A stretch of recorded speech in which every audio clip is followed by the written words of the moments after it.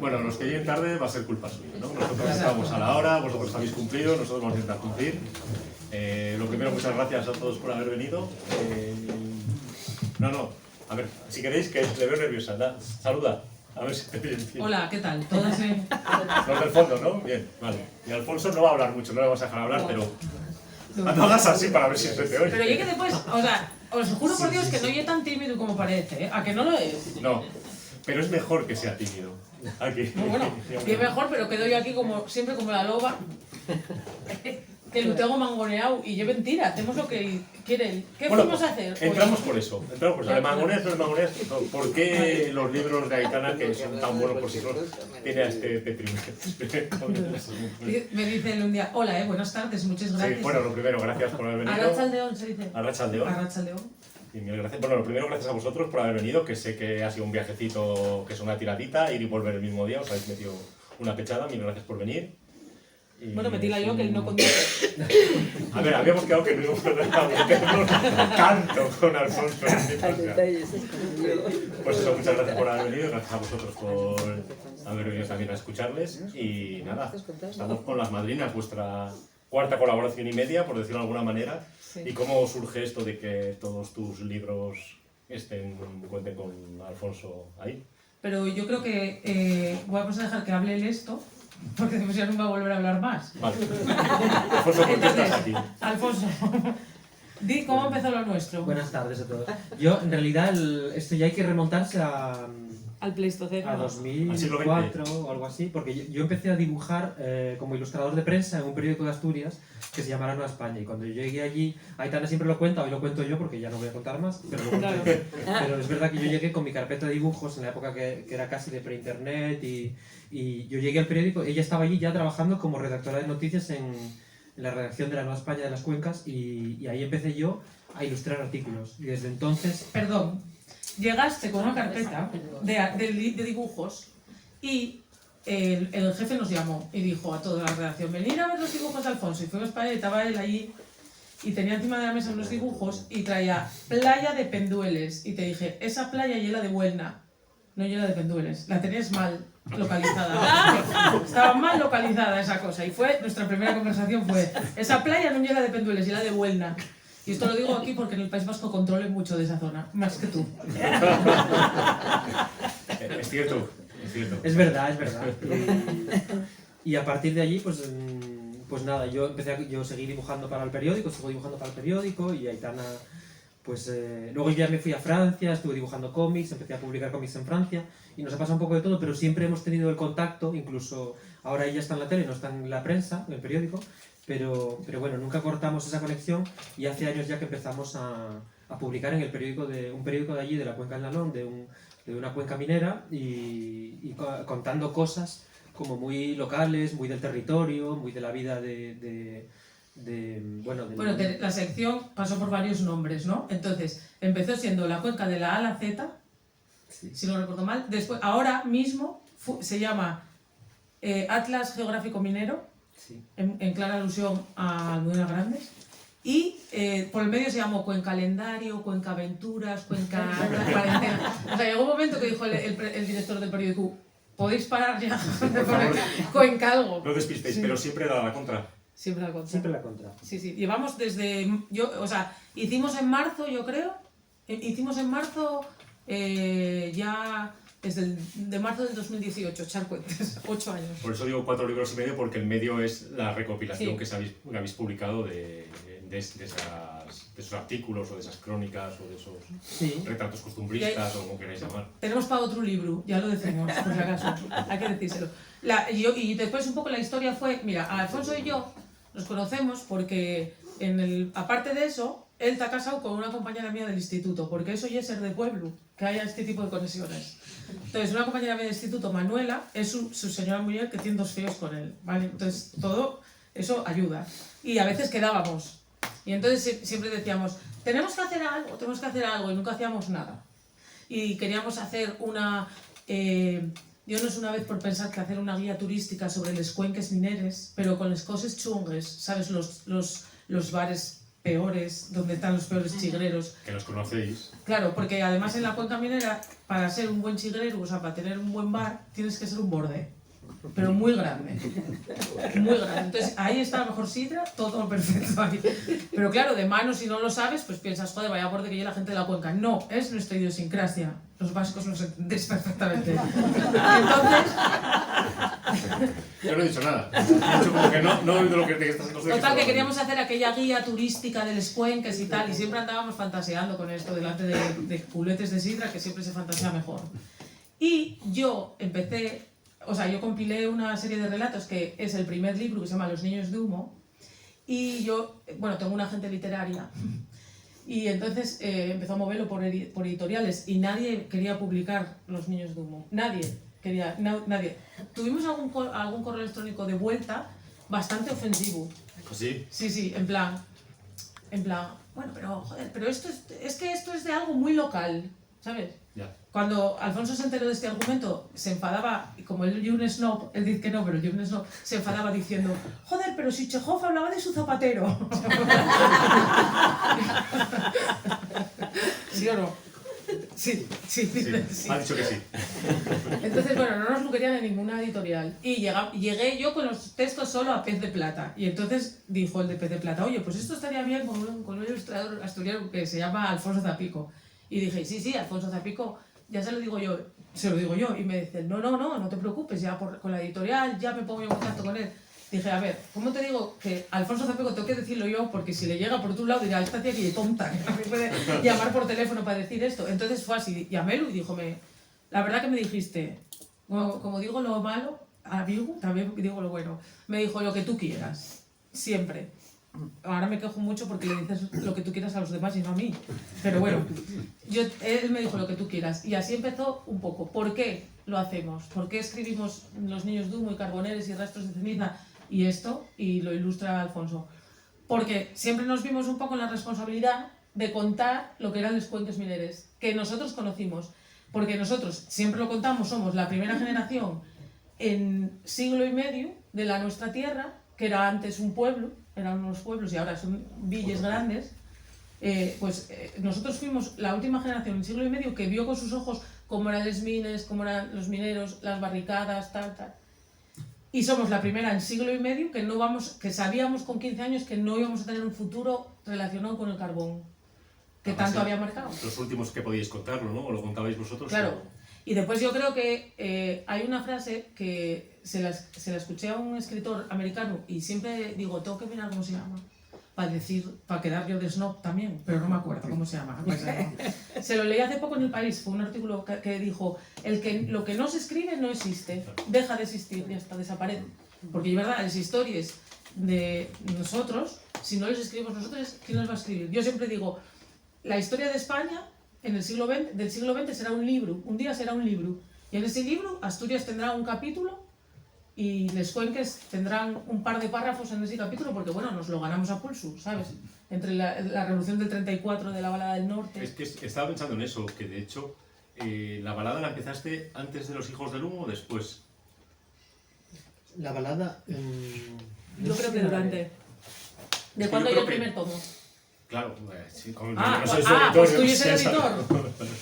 No, pero lo que quiero decir es que bueno, yo creo que Alfonso necesitó salir un poco para poder ver en perspectiva y meterse con eso me da la impresión. Y yo creo que... no recuerdo la fecha, pero ahí estaba todo cociéndose a la vez, porque yo recuerdo de ir con Aitana, que la gente ya no se acuerda, pero los mineros en 2012, sí, los mineros fueron caminando a Madrid. Sí. Los mineros del Bierzo, de León, de Asturias, de Aragón, de muchos sitios. Y yo sí fui un día con Aitana a en 2012 fue eso. Eso fue en 2012. Y yo creo que era primavera o verano. Y fuimos a Arévalo a ver a los mineros. Y ahí yo creo que... Bueno, ahí yo estaba dibujando la balada del norte, pero Aitana ya estaba escribiendo Los niños de humo. No, porque Los niños de humo salió en el 18, mi rey, no. Claro. Yo creo que coincidió con el tomo 2 o así, ya. Sí. O sea, que era un tema que teníais los dos muy presente, ¿no? Que había que hablar de... Sí. Mira, vamos a hablar de la vida y milagros de mi amigo. Tú ganaste el Premio Nacional en el 2012 y, sí. no existía la balada del norte todavía. Claro. No. Pero fue por ahí, a partir de ahí, el 14, el 13, por ahí. Ya está. Trivial Pursuit. Y yo estaba hablando, ¿no? Qué raro. ¿Qué es lo que queremos? Da igual que digas esto. Entonces, no, al final nos vimos en esa responsabilidad de contar eso para los que venían detrás, porque la historia de España será un libro, la Asturias será un capítulo, las cuencas serán un par de párrafos, ganaos a pulso, con la revolución del 34, con los huelgues del 62 y tal, pero ya que en ese párrafo no va a haber ni un nombre propio de nadie. Y si los hay, van a ser de industriales o de algún sindicalista importante. Así como tipo los que gustan a decir, Manuel Llaneza o cosas de este. Pero en esos dos párrafos no va a haber no va a haber ningún nombre propio de los miles de hombres y mujeres que fueron a esa tierra a partirse los cuernos. Y que gracias a ellos, Alfonso y yo estamos aquí sentados. Porque fueron gente que fueron a trabajar allí porque querían dar a sus hijos una vida mejor. Pero tú te sentías en cierta manera con una deuda contraída por ti misma, ¿no? Pero para mí no era deuda, pero no era deuda, ni lo sigo considerando, nunca lo consideré. Era una manera de explicar de dónde yo venía a gente de fuera. Cuando yo me fui a Madrid, y esto yo lo digo en plan de broma, entonces les cae en alguna presentación si es que vino alguien, siempre lo digo en plan de broma, pero yo vengo de una familia muy política, activa políticamente y sindicalmente, del Partido Comunista y de Comisiones Obreras. Entonces, para mí lo normal era tener a mi alrededor gente que había estado en el exilio, que había estado torturado, que estaba en la represalia o tal. Yo siempre lo digo en plan de broma, pero ya es cierto, en mi casa había una foto de un señor de barba y yo pensaba que era mi bisabuelo y era Carlos Marx.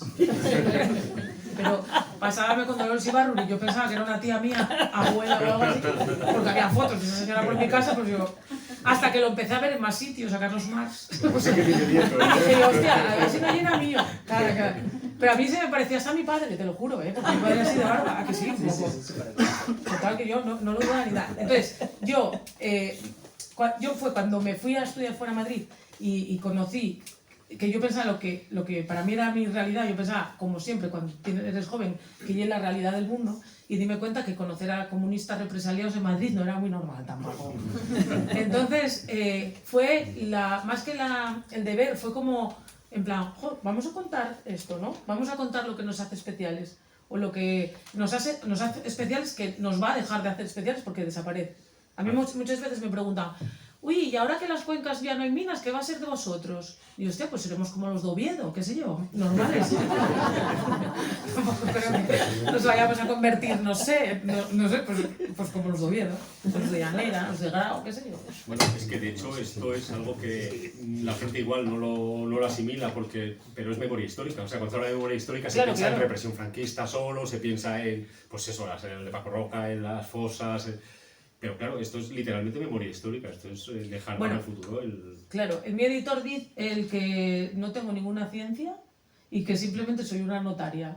Lo empezó a decir a raíz de ir a los pueblos, porque Los Niños de Humo, que fue el primer libro, hicimos como la barraca de Federico García Lorca, fuimos por absolutamente todos los pueblos de Asturias presentando. Y entonces en los pueblos la gente venía, porque la gente de los pueblos va muchísimo, cuando vas a presentar, claro. Tampoco tienes muchas cosas, a lo mejor, más que hacer. Pero impresiona, de esa gente. Sí, van allí y tal. Y entonces, claro, de cada presentación salían otro libro. Porque además la gente de mano en los pueblos, la gente mayor en esos pueblos de Les Cuenques, que están muchos de ellos desaparecidos, encuentras mucha mujer viuda, sola, y ellas siempre dicen, no, bueno, no, mi vida no, nada importante. Y rasques un poco y te salen libros. Yo me acuerdo de una señora de Vimenes que decía, no, mi vida nada. Yo soy la pequeña de 5 hermanos. Mis 4 hermanos mayores marcharon para Argentina. 2 no volvieron, 1 no supimos más de él. Y el 4º volvió y dije, hostia, menos mal que no tienes nada que contar. Porque vamos, yo me tuve que quedar aquí a mis padres. Entonces, al final, llevé memoria histórica de los nuestros también. Claro, yo me acuerdo que cuando Alfonso, no sé si fue el segundo o el tercero de la Bada del Norte, se presentó en minas, yo ahí tuve la suerte de acercarme y era impresionante primero.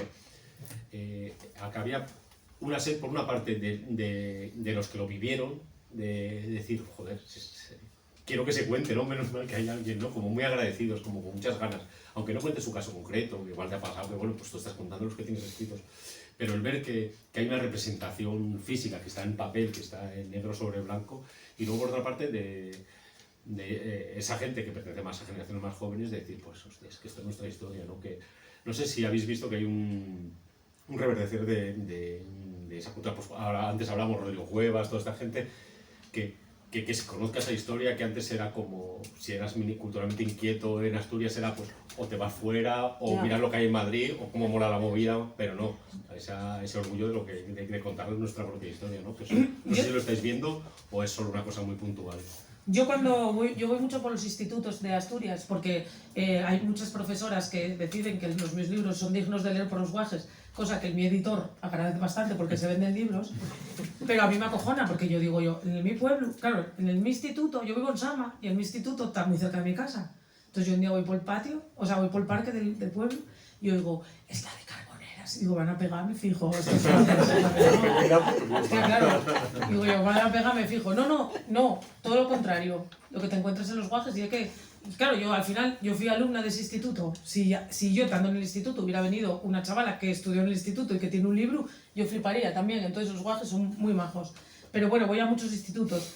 Y lo que me encuentro que yo con los guajes hago siempre un trabajo previo, que les pido que escriban un libro, o sea, que escriban un cuento de 10 líneas o hagan un dibujo de algo de sus abuelos, o de los abuelos, o de la gente mayor que tengan en su casa.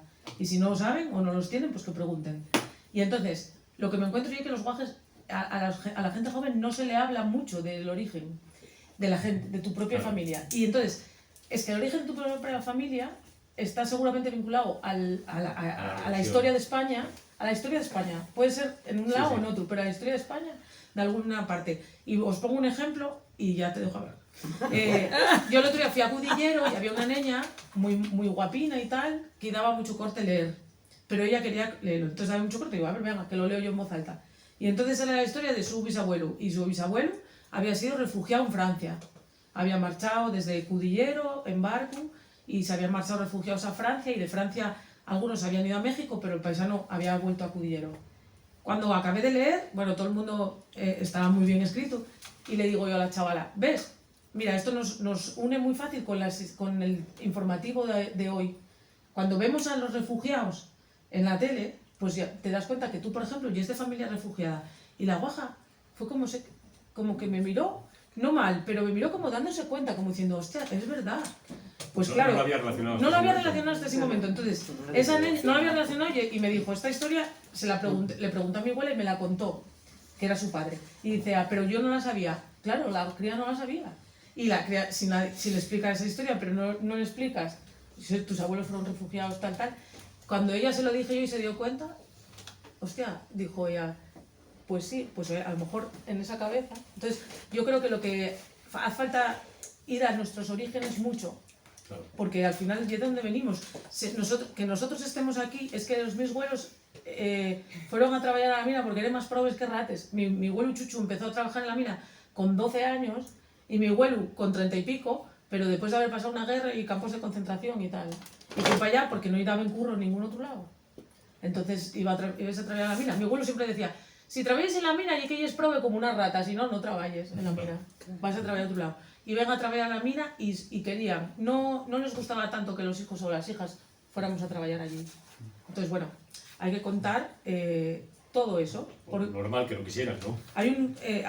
Antes le dije a una señora ahí en la librería Cámara, Ana, que está ahora en el club de lectura, que hay un ensayo muy pequeñín que se llama Nadie me esperaba aquí, de Noelia Ramírez, que es una pasada. Y ella habla de Cataluña y de los charnegos y ser hija de charnegos y tal, pero está muy bien. Y que efectivamente, es que nadie de los cuenques de hace 50 años nos esperaba aquí a nosotros. No estábamos destinados a estar aquí y estamos gracias a toda esa gente.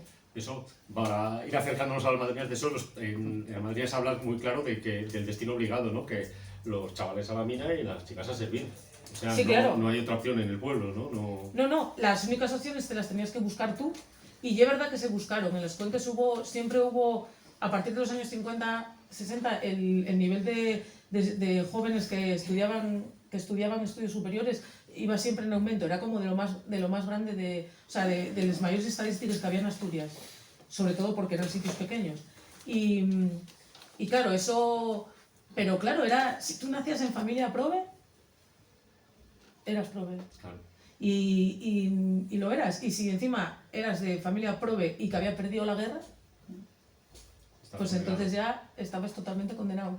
Condenado por la autoridad y también a veces por los propios vecinos. Claro. El padre de Gloria, para entrar en harina... Sí, es que digo, casualmente estamos acercándonos a las madrinas, ¿eh? Sí. La protagonista de las madrinas llamase Gloria Montes. Y Gloria Montes vive en mi pueblo, que en mi pueblo es Santana. Y vive concretamente en un sitio que se llama la calle El Ratu. Y que se llama la calle El Ratu porque en un símil bastante vulgar, pero bastante de la Cuenca por otro lado, en esa calle todas las casas eran mujeres, eran hijas. Entonces el Ratu lo llamamos a los asturianos a la vulva. ¿Cómo se nota que tienes hijos, ¿Cómo se nota que tiene hijos menores de 6 años? La vulva. Bueno, pues sí. Total, que la calle El Ratu, mi abuela era de allí y a mi abuela odiaba llamarlo la calle El Ratu, no me molaba nada porque parecía muy vulgar.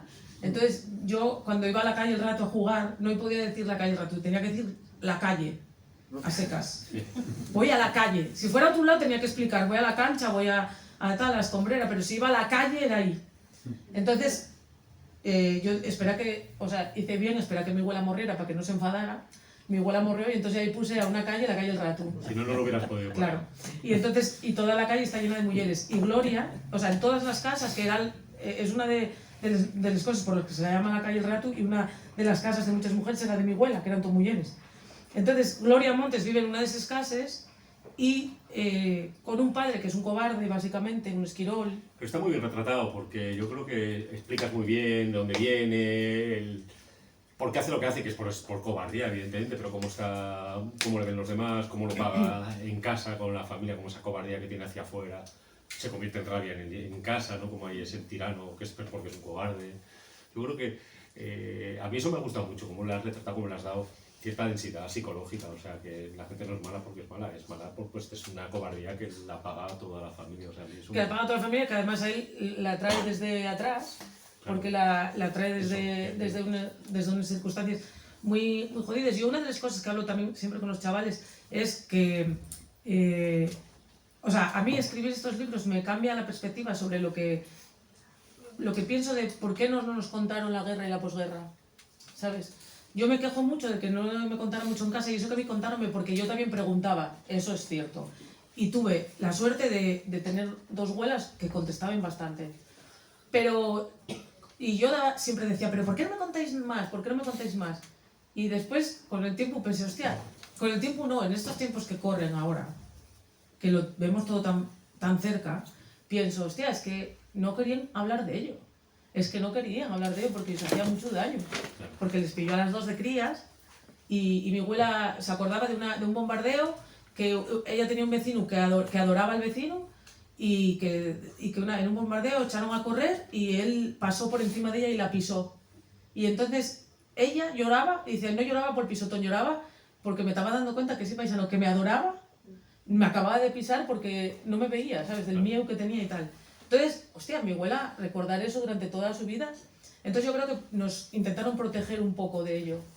Pero bueno, pues ahora estamos nosotros aquí y todavía queda gente, pero cada vez queda menos gente. Entonces hay que indagar en eso. Y hay que indagar solo también en todas las opciones. Los que decidieron ser como...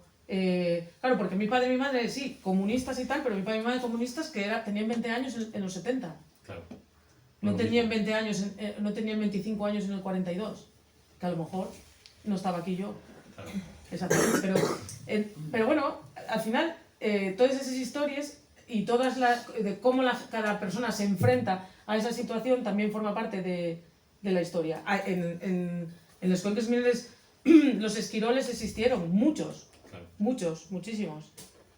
Casi tantos como los que iban a trabajar muchas veces, o más. ¿Tú tienes algo que decir de esto?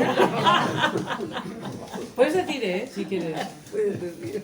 Ya que estamos hablando de las madrinas, por lo que sea, creo que una cosa que es evidente que has intentado y que ya hiciste en Carboneras es dar una perspectiva femenina, ¿no? Hay mucha sororidad, hay un reconocer el papel que a veces está oculto, incluso, ¿cómo se llama? La mujer de... Liber o Pilar. No. Hablo de... Ah, la tengo por... que tiene, Sí. tiene apuntes. No, tengo apuntes, pero empiezo para ya, nada. sí. No, te paso. No, lo que quiero decir es, el padre es un cobarde, pero la madre actúa con cobardía, pero no es una cobarde. Es decir, está siempre arrepentida, sabe Claro, que no... hasta el último día de su vida se arrepiente de haber Y dejado... hay una escena fantástica que como sé que gente no lo ha contado, pero creo que descarga y echa culpas a quien cree que tiene culpas Claro, de todo eso, ¿no? Pero bueno, entonces claro, porque no os acaba de contar el planteamiento, porque Eso. esta novela, y es verdad que y es cierto que se puede arruinar de muchas maneras porque tiene muchos aristas, muchos finales, pero Gloria Montes, que vive en esa calle del Ratu, queda embarazada por un abuso de un familiar. Eso pasa pronto, ¿eh? Podéis leer la novela, Sí, que sí, eso no es el fin. eso es el principio. Eso es como fin. Eso es el principio. Entonces, claro, por eso lo cuento, porque Sí, si no, sí. no lo podría contar. Entonces, ella pasa lo que pasaba a las mujeres en esa época, que se tiene que ir ella de casa. Porque la culpabilizan a ella. Porque que la es lo culpabilizan a tremendo ella. de esa época. Porque es que hace 3 años fue Giselle Pelicot la que dijo la frase que la vergüenza cambie de bando. Es que fue hace 3 años. Sí, sí, que es para eso. De verdad. Y no es que hasta hace 3 años no pensáramos eso, pero no lo habíamos verbalizado tan sumamente bien como con esa frase tan corta. Claro. La vergüenza era del bando de las mujeres que se quedaban embarazadas por lo que fuera, porque les apetecía o porque habían sufrido un abuso, como es el caso de Gloria. ¿Por qué la solidaridad? La clave, o sea, esto, paradójicamente yo esto lo cuento en... O sea, esta es una moza que se marcha de casa o la echan de casa y en el camino se encuentran muchas mujeres que la ayuden a ella. Las madrinas del título. Que son las madrinas del título. Porque hay una cosa que... A mí hay 2 frases que yo quiero acabar con ellas, que son 2 frases típicas. Una de ellas dice, el que tiene padrín se bautiza, ¿no? Y en Euskadi se dice eso, ¿no? Sí. Bueno, Sí, confirman que sí, confirman que sí. Estos frikis, como no salgan un cómic, no lo saben. Puede ser. Pues, ¿qué estaba contando? ¿Que te hay alguna frase? Te estabas metiendo conmigo concretamente. No, pero antes.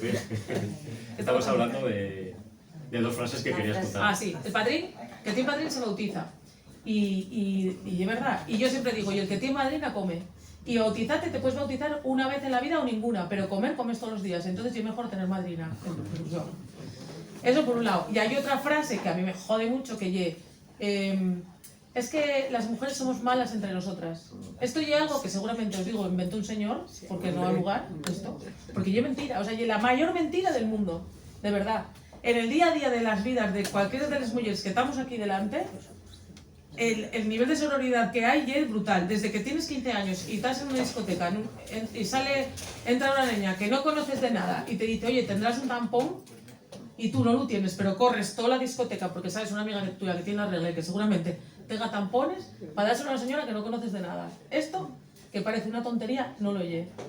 Y las mujeres tenemos como esa tendencia, y eso espero que el patriarcado que está a punto de desaparecer, porque no lo sabéis, pero está a punto de desaparecer, el hetero patriarcado, a ver si adopta de nosotros, ¿sabes? Que ya que tenemos un poco más pendientes unos de otros. Vas por la calle y ves a una tía llorar o a una persona llorar y paras y le dices, ¿estás bien o estás mal?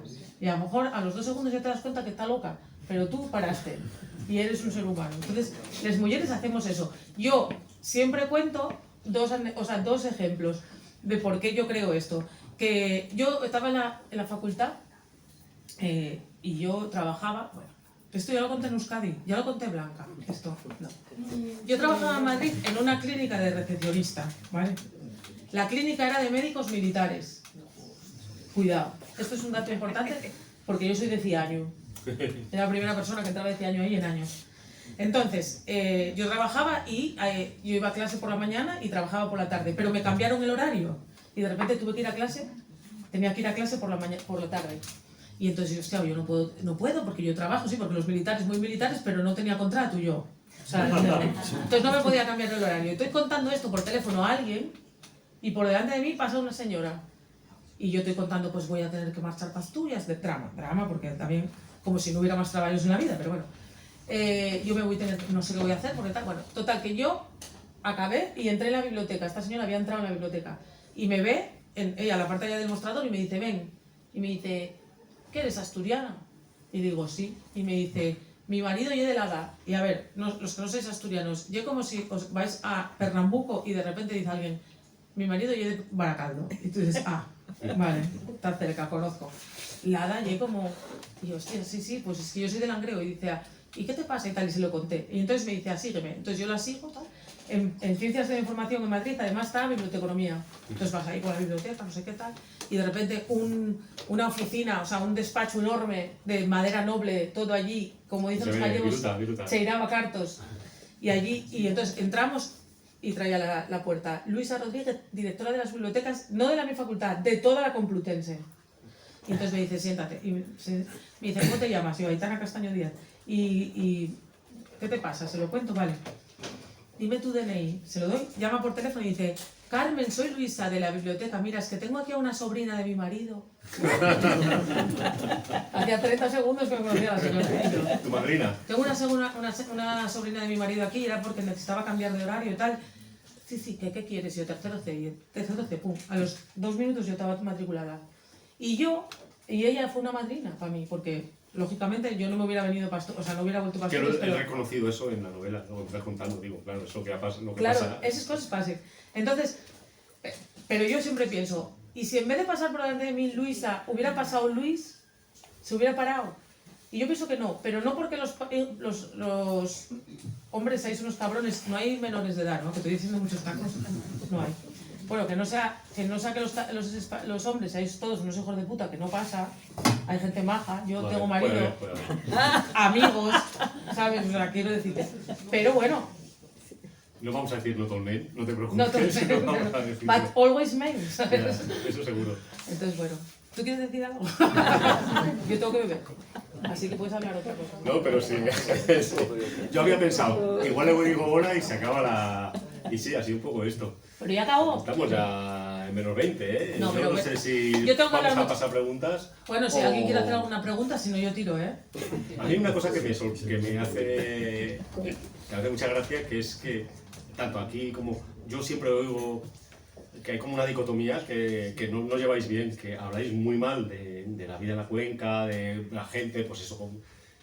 Y de hecho eso hace que se tengan que ir. De hecho, cuando aquí Gloria se va, no solo es que se vaya, es que se va en una furgoneta con más gente que se vaya de allí. Luego ya las circunstancias hacen que vaya a un lado a otro. Pero se van, pero siguen queriendo mucho. O sea, hay una morriña, que no sé cómo es la palabra en lengua, pero hay una... Señaldad. Hay una señaldad fortísima por una tierra que te ha expulsado. Sí, lo que pasa es que, sí, estoy totalmente de acuerdo. Lo que pasa es que yo creo que les cuentes, que pasa, yo creo que puede pasar en un sitio como Bilbao, a lo mejor en barrios concretos de Bilbao, o en pueblos del entorno de la ría, y que el entorno ya es tan hostil, que al final, o sea, ya como la mina, yo no sé cómo explicaros que la mina, los mineros, la odian y la adoran, la quieren con locura y la odian. Y entonces, yo no digo que eso pase con la tierra, pero yo una tierra que, si bien yo complicada en los años 60 para los comunistas, para los maricones, para las mujeres que se quedan embarazadas y solteras, porque lo era todo el país, era todo el mundo seguramente complicado. Sobre todo en España era complicado para esos 3 tipos de personas. Entonces, ellos marchan porque el entorno es el que es, pero se tuvieran tenido que marchar de cualquier otro lado. Pero sí es cierto que si vienes de un entorno tan denso, socialmente, de tal, pues yo creo que al final se queda dentro de ti, porque a mí me pasó un poco eso. Cuando yo me fui a Madrid, yo me acuerdo, en el libro, Gloria, que por lo que sea está en Madrid, ¿vale? Tampoco vamos a contarlo todo, abre las ventanas y una amiga le dice, ves, huele como Santana, porque en Santana, en mi pueblo, cuando había cocinas de carbón, que todavía queda alguna, todo el pueblo se llena de humo, porque es un valle y entonces no corre el aire. Tiene que correr el aire como justo por un lado. Yo en Madrid, y ella abre en Madrid, porque en Madrid, en la zona donde se ambienta la parte de Madrid, que en el entorno Gran Vía y Argüelles y por ahí, había muchos carboneres, muchas casas todavía con cocina, con chimenea, calefacción de carbón. Y a mí no me pasó lo del humo, pero sí me pasó de ir para clase caminando, porque yo vivía por ahí, ir para clase caminando y ver montones de carbón en medio de la calle en Madrid. Y me acuerdo de coger alguna piedra y después darme cuenta que venía de León y decir, bueno, pues la dejo. Pero bueno, que al final sí que... o sea, que esas cosas te marca el sitio, porque es un sitio como muy complicado. Yo creo que la palabra es densidad. ¿Tú qué opinas? De eso sí puedes hablar, ¿eh? Bueno, pero es verdad que bueno, y tan ellos hacemos buen binomio porque ella siempre recarga en lo que nos diferenciamos, pero es verdad que... Dilo. Él es del Oviedo, yo del Sporting. Él es del Oviedo. Él es del SOMA, del UGT, yo de comisiones. Tú eres del PSOE cerrado, yo de lo que venga. Me da igual ya. Menos del PSOE. Que eso ya votes tú. Pero hay otra cosa en la que nos diferenciamos y es que ella se quedó ella vive en Langreo, en Sama, en la cuenca minera del Nalón, y yo me fui muy lejos. Lo que pasa es que yo vuelvo con los libros y vuelvo cuando puedo.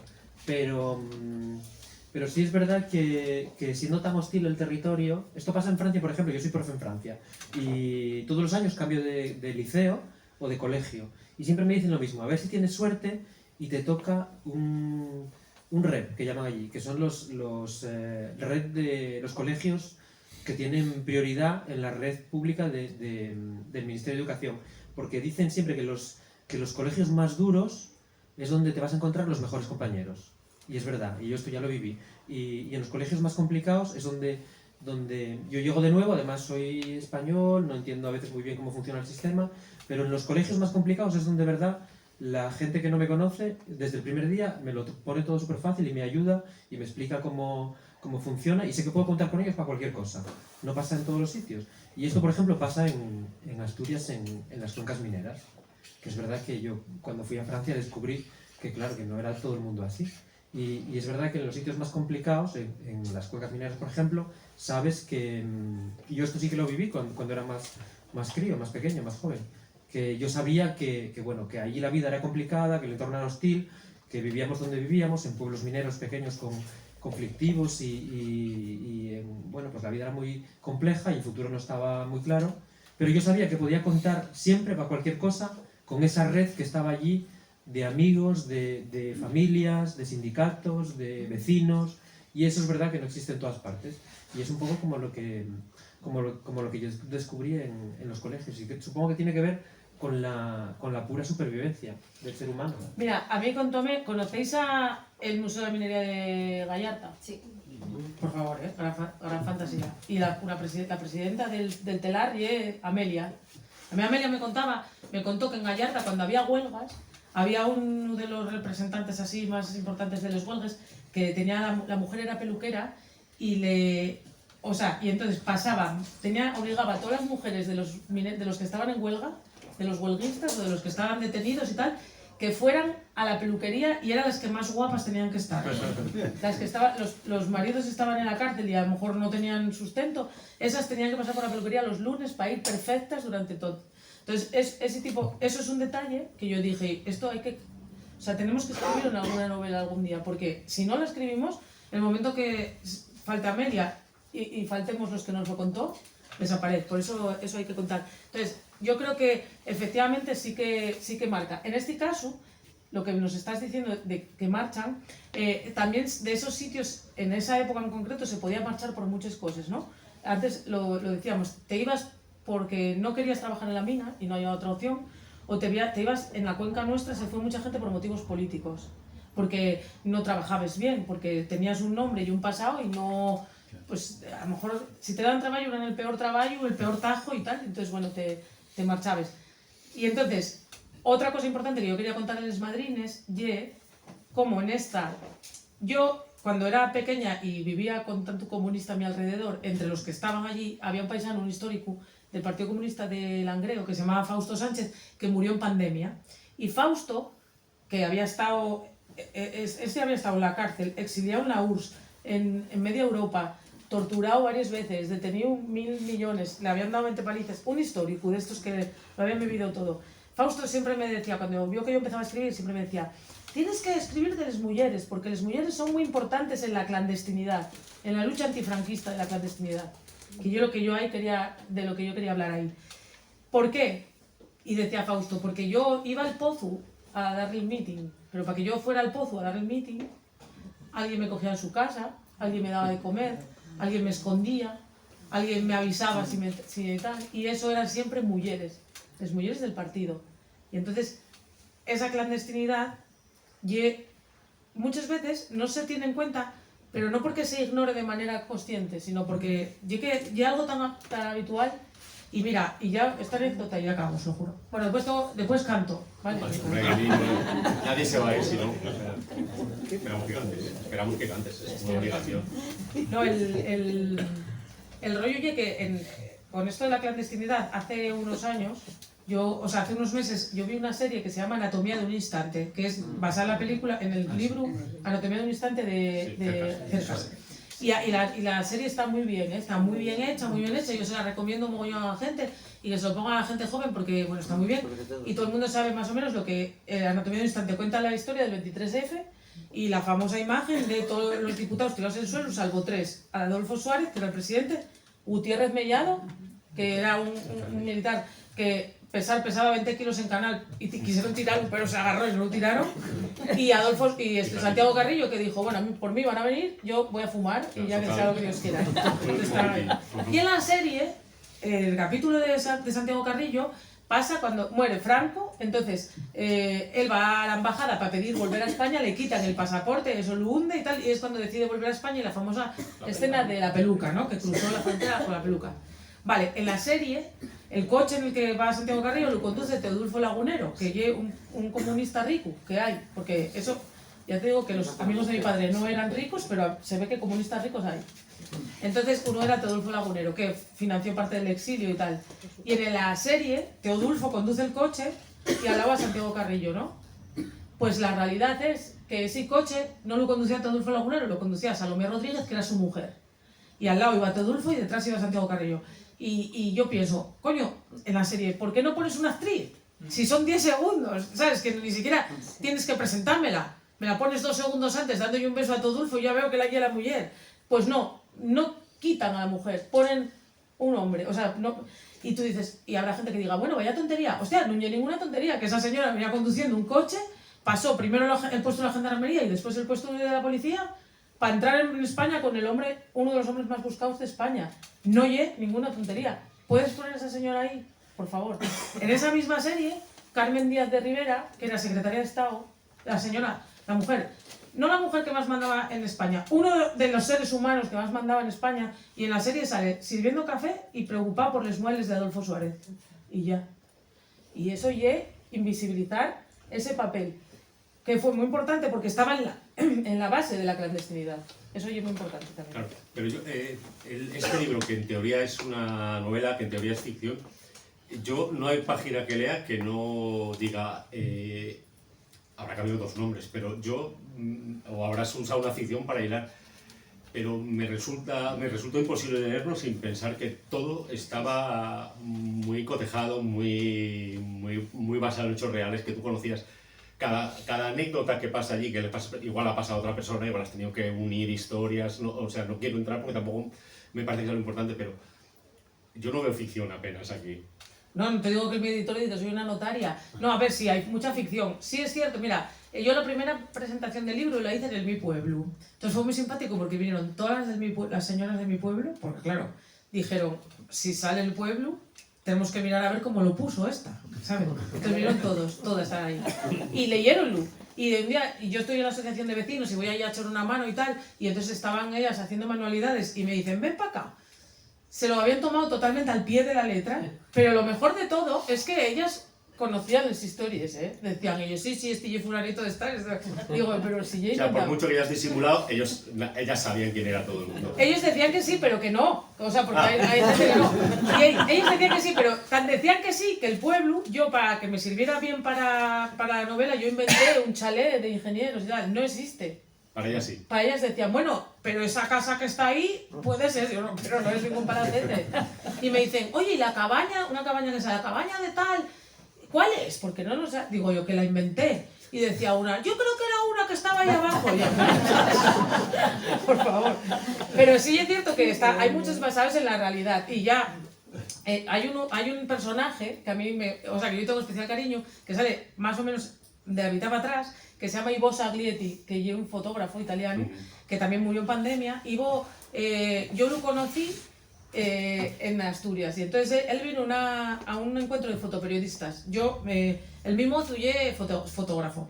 Porque en prensa tenemos que hacer esto, tenemos que liarnos las periodistas por tal, porque si no, no ligamos. O sea, no hay manera de hacer nada.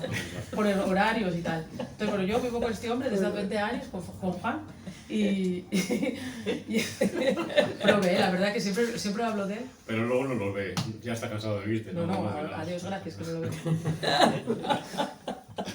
Total, que vino, Juan estaba en una asociación de fotoperiodistas y Ivo vino a un congreso y celebraron en Lumieres. Y entonces el paisano venía 3 días y solo tenían plan para el paisano durante 2 días. El tercero me lo pasaron y me dijeron, oye, ¿te puedes llevar de excursión a Ivo, a Oviedo, a Gijón? Y yo dije, no, o sea, yo me lo llevo de excursión, pero lo voy a llevar a la cuenca profunda, que pruebe bien de barro, bien de carbón, que se manche bien las manos y tal. Entonces yo me lo llevé, bueno, todo esto tengo que deciros, Ivo Saglietti, cuando yo lo conocí tenía 60 y pico largos y estaba buenísimo. Yo decía, ¿este señor con 40? ¿Cómo estaba? Como lo retratas. ¡Hombre! El personaje el personaje. Altísimo, el pelo canoso, unos ojos grandes, grises y encima italiano, que te dice buenos días y dices tú, me caso contigo, ¿sabes? Porque somos así, varias, a veces. Total, que el señor encima tenía una conversación muy tal. Entonces, habla muy bien español. Ivo Saglietti hablaba español fantásticamente. Y entonces yo digo, ay, hablas muy bien español. Y me dice él, bueno, sí, es que mi padre fue brigadista internacional y estuvo aquí en España durante la Guerra Civil y después marchó para Francia y bueno, volvió a Génova, conoció a mi madre. Nacimos nosotros y siempre nos inculcó el amor por España y por el castellano y el paisano sabía todas las canciones de la guerra de les barricaes y entonces nada, pues fue por eso y tal. Y dicen, mi padre era comunista y yo, el mío también. Somos almas casi generaciones. Casi 20 años de relación ahí, ¿eh? Y dice, cuando tenía yo 18 años, mi padre me dijo, tienes que trabajar ya para el partido. Y entonces me dieron una maleta llena de dinero, que era muchísimo dinero, igual era el año 72 o así, me decía él, que era muchísimo dinero, igual era 1 millón de pesetas y tal. Se lo dieron el padre de Ivo y le dijo, tienes que llevar este dinero de parte del Partido Comunista Italiano a unos compañeros del Partido Comunista Catalán, el PSUC, en este pueblo del Pirineo catalán. Y entonces Ivo fue para allá, bueno, engañó a un amigo y dijo al amigo, ven conmigo que tengo tal. Entonces le dieron la maleta y unas señas. En un papel unas señas y les dijeron, las señas las aprendéis antes de cruzar la frontera y rompéis el papel, vale. Llegaron a la frontera, sacaron el papel, se lo aprendieron de memoria y arrancaron para el pueblo. Y cuando llegaron al pueblo eran como las 5 de la mañana, entonces estaba todo el mundo durmiendo y ellos se quedaron a dormir en el coche. Y despertaron como a las 9 o así y entonces dicen, bueno, vamos a entregar el dinero ya y tal. Y dice, ¿dónde era? Y dicen, yo no me acuerdo, y tú, yo tampoco. Y Ivo Saglietti, yo no puedo volver con este dinero a Italia porque mi padre me mata. Y dice el amigo, me suena que era una iglesia. Y entonces dice, joder, pues si era una iglesia, será la iglesia del pueblo. Entonces bájense del coche y 5 iglesias en el pueblo. Hostia, 5 iglesias y tal. Y como Ivo hablaba español, dice, bueno, vamos al bar. Y fueron para el bar y claro, dice que de repente todo el bar se dio la vuelta. Claro, porque Ivo Saglietti tenía 20 años, imagínate. Era guapísimo, italiano. 2 italianos, jovencinos, entrando por la puerta, pues todo el mundo se da la vuelta en un pueblo del primero catalán del 72. Entonces él se acercó al camarero y dijo, hola, buenos días. Tienen un pueblo muy bonito. Sí, gracias. ¿Cuántas iglesias tiene? Y dice el camarero, 5. Y dice Ivo, ¿y cuál es la iglesia como más del pueblo? La de los trabajadores. Y dice el camarero, Pep, ven para acá que tienes aquí a los comunistas italianos. Con el dinero. Y el paisano, joder, llevo 8 días esperando los mensajes. Y efectivamente, y entonces Ivo decía, hostia, yo pensé que me habían pillado, y no me pillaron. Entonces yo, allí en lo alto de Urbies, de allí de Mieres, pues dije, joder, Ivo, yo esta historia igual la cuento algún día en algún cuento de estos que hago yo. Y dijo, toda tuya. No lo pudo ver, pero ahí está. He de decir, para los que vayáis a leer el libro, porque os animéis, que no acaba así la historia en el libro. Me tomé una licencia que me venía mejor para lo mío. Claro. Bueno, a ver, yo aquí tengo un problema. Yo estaría escuchándola muchísimo tiempo, pero son ellos los que me han dicho, nos tenemos que volver. ¿Qué hora es? Por favor, que acabe esto pronto.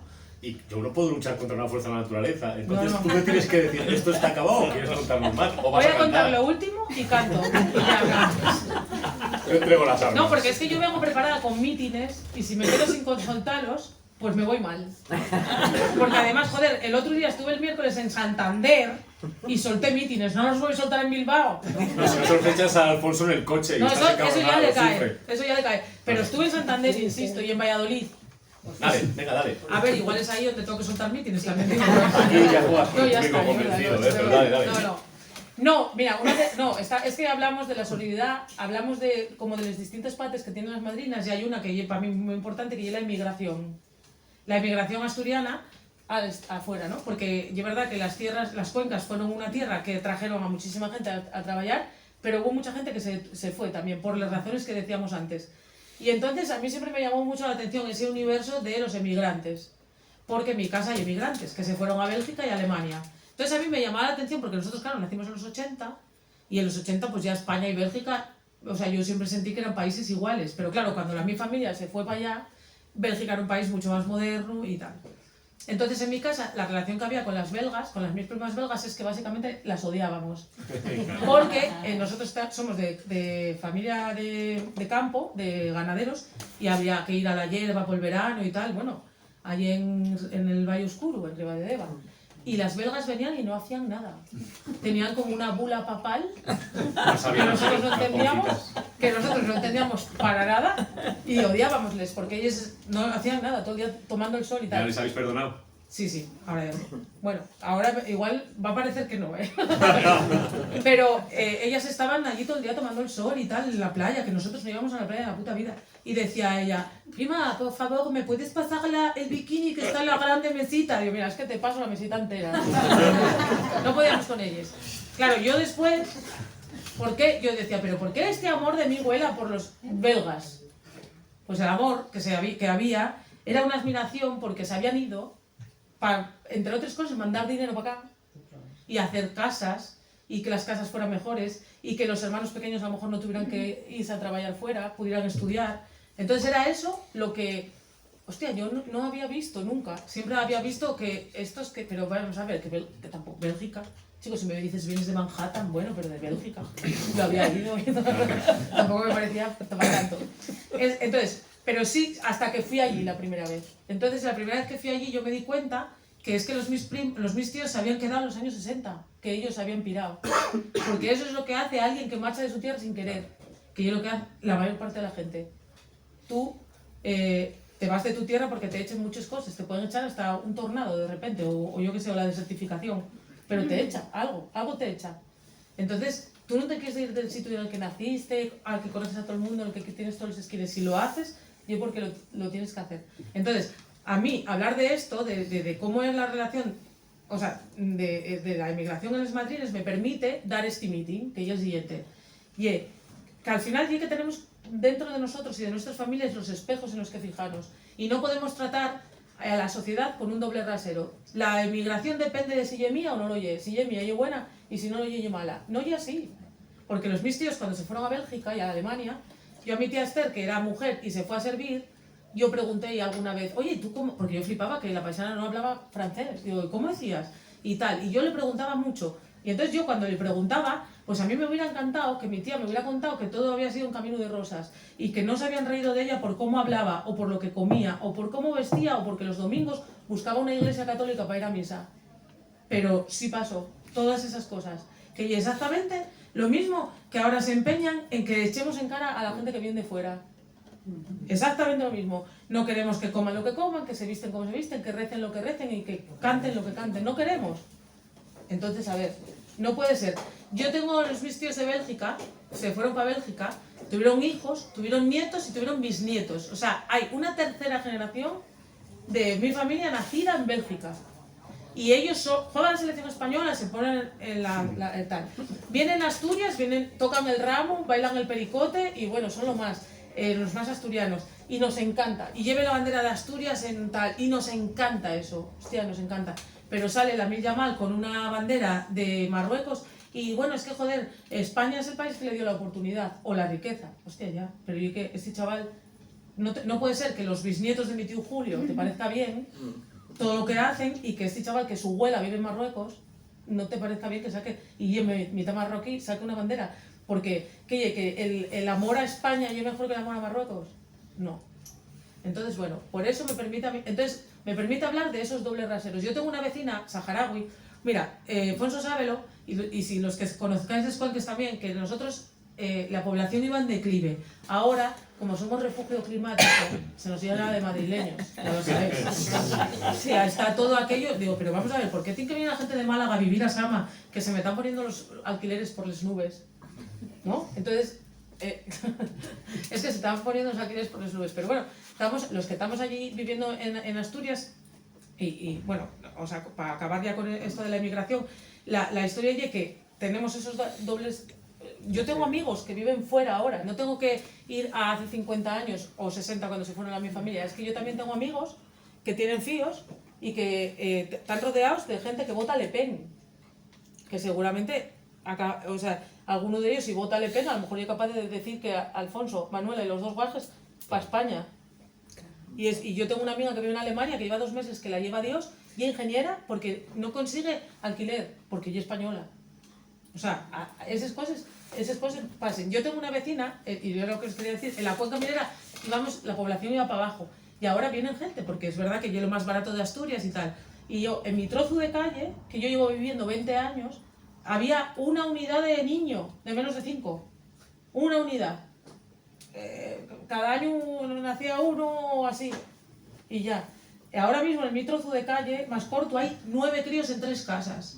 9 críos en 3 casas. 3 peruanos, 3 marroquíes y 3 saharauis. 9 que en realidad son de Sama, porque estos guajes ya nacieron todos en Sama.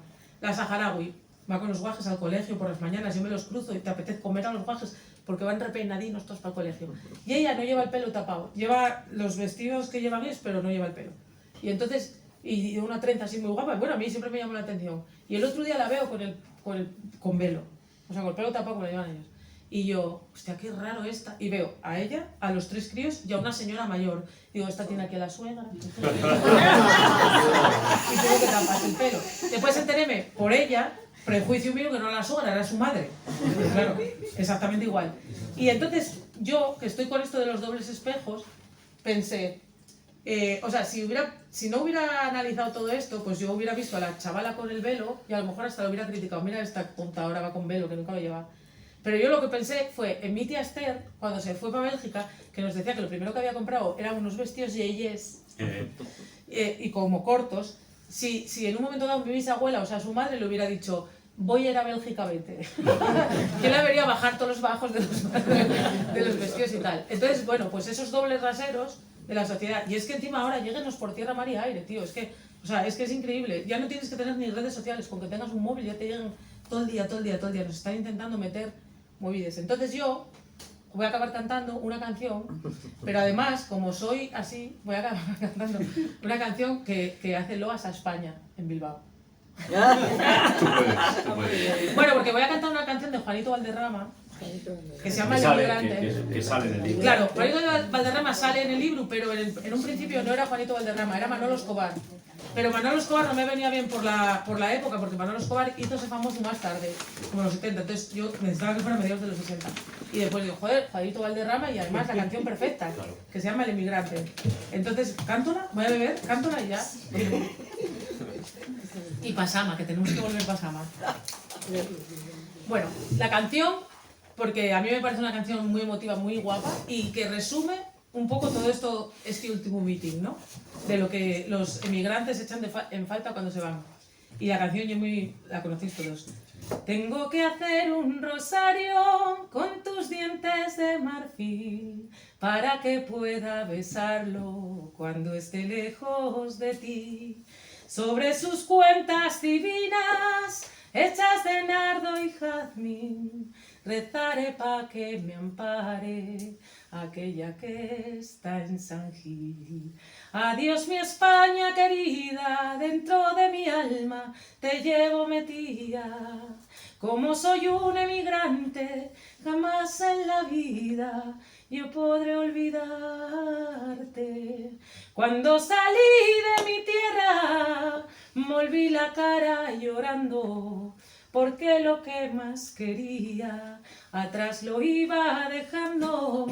Con mi patria y con mi novia y con mi Virgen de San Gil, con mi rosario de cuentas, yo me quisiera morir.